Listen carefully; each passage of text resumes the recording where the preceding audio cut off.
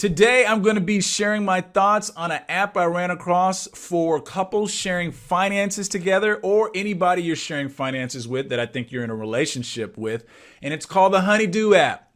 Get your pen and paper out.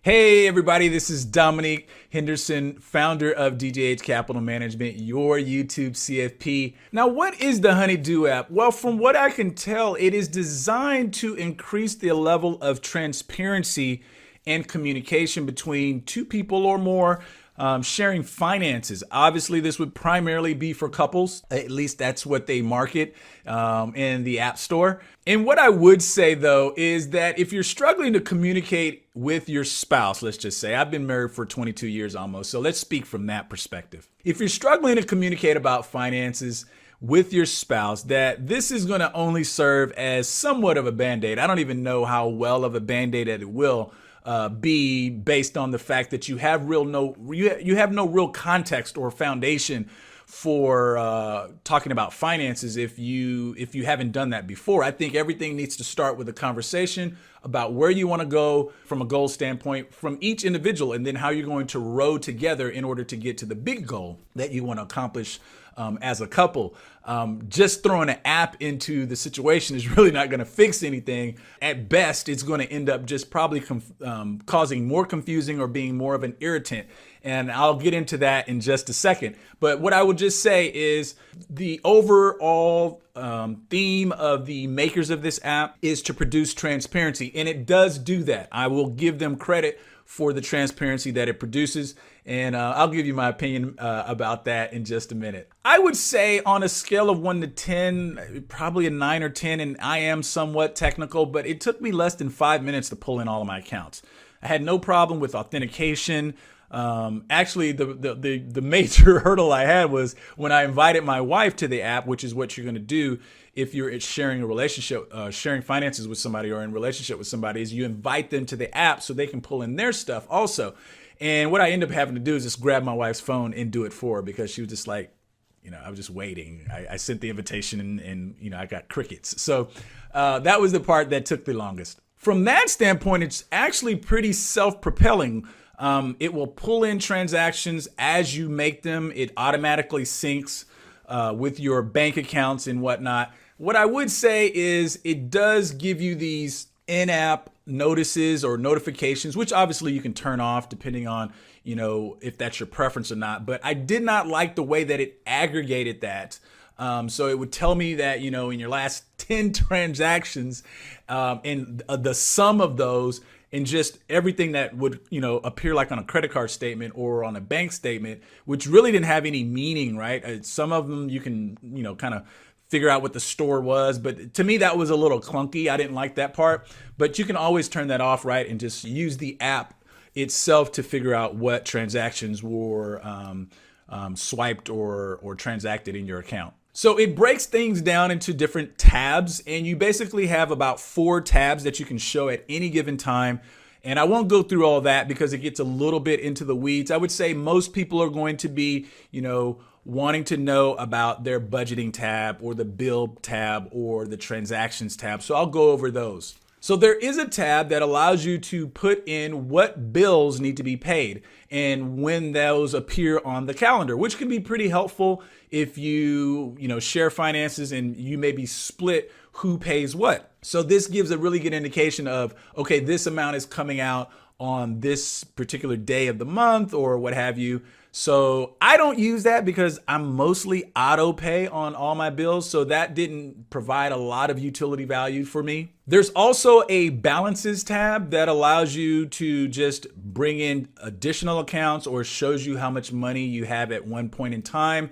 That could be pretty useful. There's a transactions tab that is probably going to be the most benefit, I would imagine, to most people. And you have the ability to comment and or react with emojis based on, the transaction. So say my wife, went to Starbucks and spent $60. I can go, what the heck did you do that for? But in the case of us, she's got her own account and she can spend whatever she wants in that account. It doesn't really matter to me.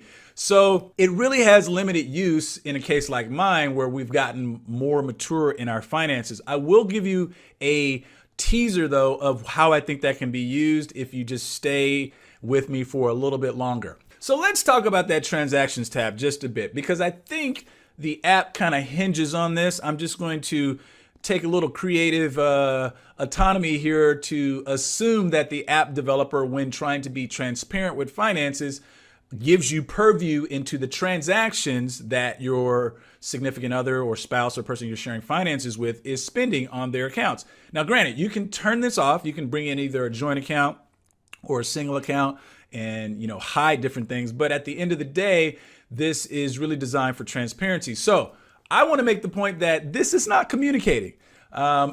This being able to see what somebody is spending is just giving you purview into their spending habits. But you actually still need to ask them, why did you spend this amount of money? What was it for? Was it in line with what we've discussed? That's the actual communication part. And maybe that's what the app is trying to force. But you still probably need some type of, mechanism, or I would say framework for how you're going to make those discussions. Otherwise, it can just be an irritant. If I was always just asking my wife, hey, why did you spend this much? Why did you spend that much? That can be irritating. But unless we had maybe a set time that we were going to talk about, our finances or our budget or something like that, that's the context by which you would probably want to communicate that type of information. So again, it's kind of a Band-Aid. I wouldn't use it to, kind of lord this over your spouse or throw this in your spouse's face, just because I don't think that's the best way to communicate. Last but not least, the budgeting tab allows you to see where you are in regards to a budget. So I have already talked on this channel many times before about my budgeting framework. So this had super low utility value for me because I just don't believe in retroactively looking at what I spent last week or last month or last year for that instance, except for a baseline on what I spend. But I never want to be so backward looking that I'm using that for forward projections. It's just not the framework in which I believe. You can do that if you want, but this app is going to be limited in scope because even on the transactions tab that I talked about, there's not even, that I found, a summary function to show you, okay, you spent X amount of dollars in April or X amount of dollars in March. You have to scroll all the way through and there's no summary or aggregate function to sum all those transactions together to give you a baseline on what you're spending. Now, it's not all negative. How would I rate this? I would rate this probably a 6 out of 10. The first thing that I like, it is pretty good at auto categorizing your budgeting items, which has always been just a thorn in my side and probably yours if you've ever used any type of software like this, like Mint or Quicken, is you have to spend so much time categorizing your transactions, it almost becomes an afterthought to do the budget because it's just more work. So what I do like about this is it was pretty accurate in slotting out where the transactions should go as far as categories. And there's already some predetermined categories, although you can make your own also. Overall, like I said, I would probably give this a 6 out of 10. Now, let me give you what I think this could be really useful for, especially if you don't already have a communication framework for you and your spouse or you and your significant other when it comes to finances. I don't think you start here. I think this is a total non-starter and it's probably going to cause more confusion. However, let's say that you have teenage kids or children with their own bank account and you're trying to teach them about spending and financial literacy. I think this is an excellent tool to do that. Like, for instance, I have a banking relationship with my credit union and all my kids' accounts are over there, along with an account that me and my wife have. And I have access to all those accounts because I'm on them. I could easily share this app with my kids and analyze or talk about, at least, use this as conversation fodder for a thoughtful discussion around how they're spending their money and their behavior patterns that follow with that and how to save better and how to, possibly invest better down the road when they start to have more income. So I think this is an excellent tool for that, because I think you need to have like the parent-child dynamic going on in the relationship, because this app works so much better with how transparent it is. You know, they go above and beyond with the level of transparency. So you really need to be in a relationship where I think you have ultimate authority and or control over the other person's spending. That's how this works best. If you have equal control, or you're supposed to have equal control because this is your peer, this is your wife, this is your significant other or husband or whatever, it's really hard unless you already have, like I said, that context for communication. This can be more of an irritant than it will be help.